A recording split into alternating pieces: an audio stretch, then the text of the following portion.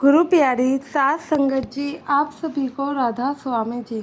साध संगत जी, कुछ ना कुछ चीज़ें हम लोगों के साथ ऐसी हो ही जाती हैं कि जिसके बाद हम ऐसे कुछ कड़े फैसले ले लेते हैं कि दुनिया उसकी उम्मीद भी नहीं कर सकती। ऐसे ही कहानी एक रिक्शे वाले की है। अब एक रिक्शे वाले ने जब अपने बेटी को डॉक्टर बनाने का सपना देखा तो जाहिर सी बात है, लोग तो उसका मजाक बनाते ही, क्योंकि लोगों का तो काम ही है, अगर कोई दूसरा सक्सेस की तरफ या फिर किसी ऐसे कार्य की तरफ बढ़ता है जिसके लिए उसको काफ़ी कष्ट झेलने हो या फिर कोई दूसरा उसकी कल्पना ना कर सकता हो, तो वे उसका मजाक बनाते ही हैं, क्योंकि लोगों से दूसरों की सक्सेस कहाँ देखी जाती है। तो संगत जी, आप लोगों से मेरी एक ही विनती है कि संगत के अपने ही चैनल को साखियाँ और सत्संग सुनने के लिए सब्सक्राइब जरूर कीजिएगा। तो संगत जी, यह कहानी एक रिक्शे वाले की है जिसका नाम मोनू था। वह हमेशा ही अपनी बेटी को डॉक्टर बनाने के सपने देखा करता था। वह खुद तो रिक्शा चलाता था और लेकिन वह चाहता था कि उसकी एक लौती बेटी जो कि पढ़ाई लिखाई करके एक अच्छी डॉक्टर बने और गांव में बाकी लोगों का ऐसे इलाज कर सके जो लोग अपने इलाज के पैसे नहीं जुटा पाते हैं और उसके कारण वह पता नहीं क्या क्या परेशानियां झेलते हैं। मोनू तो अच्छे भावना से ही अपनी बेटी को डॉक्टर बनाने के सपने देखता था, लेकिन अक्सर गांव वाले उससे जलन किया करते थे। कहते थे, तुम कहाँ एक रिक्शा चलाने वाले, तुम्हें पता भी है, तुम्हें क्या ही पता होगा, तुम तो एक अनपढ़ इंसान हो कि डॉक्टर बनाने के लिए कितना पैसा जाता है और तुम्हारे रिक्शे की कमाई से तुम अपनी बेटी को वो पढ़ाई नहीं करवा सकते हो।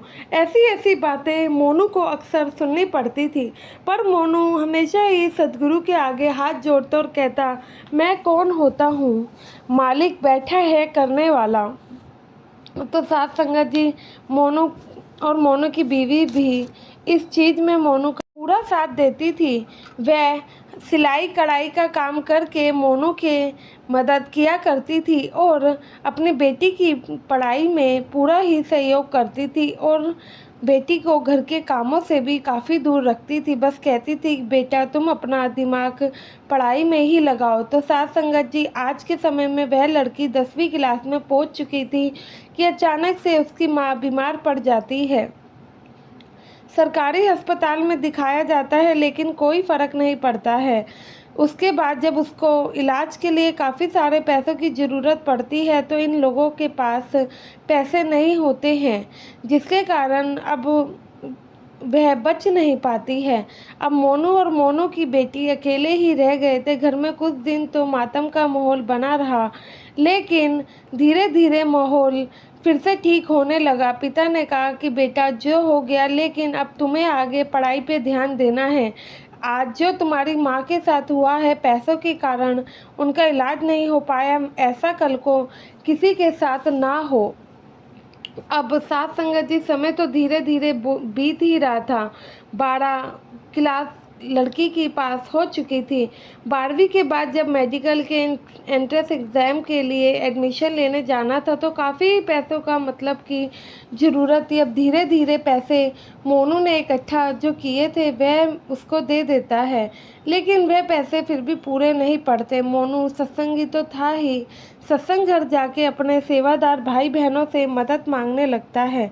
सेवादार जब मोनू की सारी घटना जानते हैं, देखते हैं कि इनका दिल नियत सब साफ है, जिससे कि यह लोगों की मदद ही करना चाहते हैं, तो सेवादार भाई मिलकर मोनू की बेटी की पढ़ाई के एडमिशन के लिए पैसे देते हैं। एडमिशन होता है। उस लड़की में भी इतनी लगन थी एडमिशन का, जो कि एंट्रेंस एग्ज़ाम था वह भी उसने क्लियर किया। पढ़ाई करते करते वह पढ़ाई में इतनी अच्छी थी कि उसे कॉलेज से स्कॉलरशिप वगैरह भी मिलने लगी। स्कॉलरशिप वगैरह मिलती तो उसकी पढ़ाई का खर्चा निकल जाता। अब ऐसे ही अब निशा की मेडिकल भी क्लियर हो चुका था। अब वह पूरे तरीके से डॉक्टर बन चुकी थी। जो कि उसकी इंटर्नशिप थी वह भी कॉलेज के थ्रू ही करवा दी गई। अब समय था कि निशा को बहुत ही अच्छी अच्छी नौकरियों का ऑफ़र आता था। अब नौकरी करके या तो वह अपना एक्सपीरियंस लेती या फिर गांव में रह के ही दूसरे लोगों की मदद करती, लेकिन निशा ने थोड़े टाइम नौकरी करके पैसा जोड़ा और फिर गांव में एक छोटा सा क्लिनिक ओपन किया। क्लिनिक ओपन करा था तो बाहर ये लिख दिया कि जो इंसान इलाज के पैसे नहीं दे सकता उसका इलाज यहाँ पर फ्री में किया जाएगा। ऐसे ही निशा धीरे धीरे एक दिन काफ़ी मतलब कि उस पर पैसा आने लगा। काफ़ी जो कि कस्टमर थे, पैसे वाले भी आते, जो फ्री में आते वह उसका इलाज फ्री में भी करती। पर जो पैसा आता वह हमेशा ही सत्संग घर में सेवा के लिए या फिर ज़रूरतमंद बच्चों की पढ़ाई पे लगाया करती, क्योंकि वह नहीं चाहती थी जो दिन उसने देखा वह ही दिन कोई दूसरा देखे। तो साथ संगत जी ऐसे ही करते करते अब जो कि मोनू था उसकी उम्र भी हो गई थी, लेकिन कभी भी सत्संग घर जाकर सेवा करने उसने नहीं छोड़ा था। सभी लोग कहते भाई मोनू अब तो बेटी अच्छा कमाने लगी है, अब क्या ज़रूरत है, घर बैठ के आराम किया करो। तो मोनू कहता है कि भाई जिस सद्गुरु ने मेरी रहमत बरसाई है मैं ऐसे कैसे उसे छोड़ सकता हूँ, जब तक सांस है तब तक तो सेवा करनी ही है।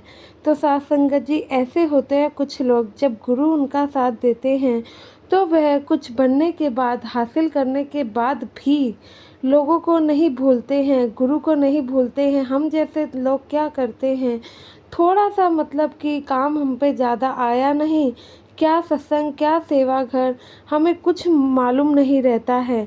हम बस इसी चीज़ में बहाना लगा देते हैं कि भाई समय नहीं मिलता, भजन सिमरन के लिए हमें समय नहीं मिलता, सब कामों के लिए भी तो हम लोगों को समय मिल जाता है ना, फिर क्यों समय नहीं मिलता है, हम क्यों उसे ड्यूटी समझकर टाइम पूरा नहीं करते हैं। तो साथ संगत जी अगर हमेशा ही आप गुरु के पास रहेंगे तभी तो गुरु आपके अंग संग रहेंगे। हम ये चीज़ें क्यों भूल जाते हैं। अब मोनू को ही देखिए, बेटी ने इतनी बड़ी उपलब्धि हासिल करी, क्या वह और उसकी बेटी कभी भी गुरु घर की सेवा भूले या फिर गुरु को वह भूले नहीं ना। अगर जो इंसान कुछ उपलब्धि हासिल करने के बाद गुरु को भूल जाता है, गुरु भी फिर पीछे नहीं रहते हैं। जब हमारे जीवन में कोई कष्ट आता है तब हम गुरु को नहीं कह सकते हैं कि ऐसा क्यों हुआ है। तो साथ संगत जी आशा है मुझे इस वीडियो से आपको एक नई सीख मिली होगी। आप भी हर वेले अपने गुरु को अपने अंग संग रखेंगे। वीडियो अच्छी लगी है तो लाइक और चैनल को सब्सक्राइब करके ही जाइएगा। गुरु प्यारी साथ संगत जी आप सभी को राधा स्वामी जी।